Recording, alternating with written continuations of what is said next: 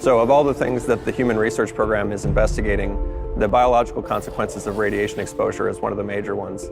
Some of the reasons for that is that the health consequences following radiation exposure are very complex processes.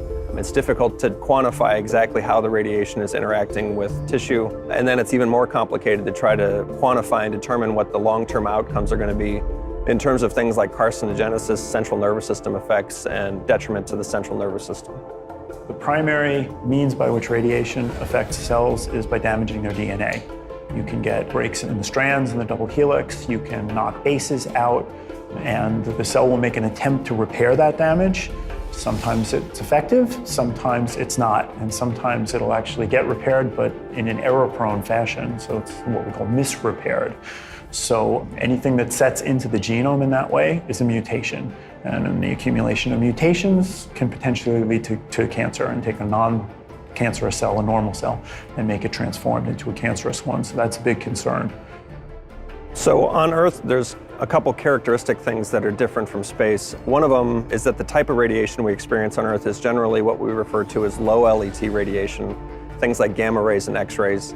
We also have the protective shielding of the Earth's magnetic field and the atmosphere, which shields a great deal of the radiation.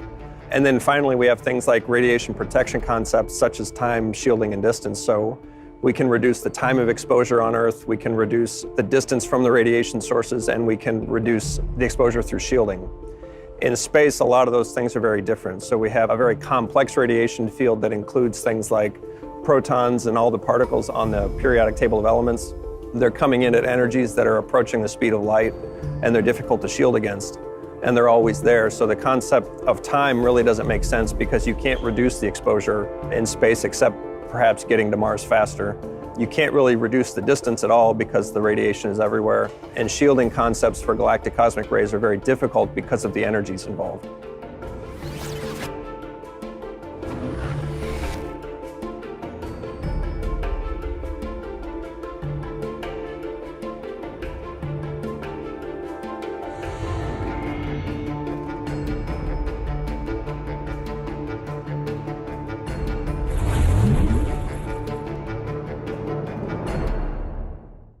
Back in 2011, NASA's Innovative Advanced Concepts Group awarded a contract to Advanced Magnet Lab for the development of an artificial magnetosphere.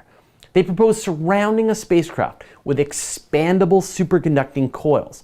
Once charged up, the magnetic coils would expand around the spacecraft, protecting it from the various forms of radiation. In the end, the team concluded that although this technology is feasible, it's not ready. The state-of-the-art in superconducting materials weren't light enough to provide better protection over just piling up junk in the spacecraft. In other words, it's still better to just go surrounding yourself with your own food, water, and other supplies than to try to generate an artificial magnetic field.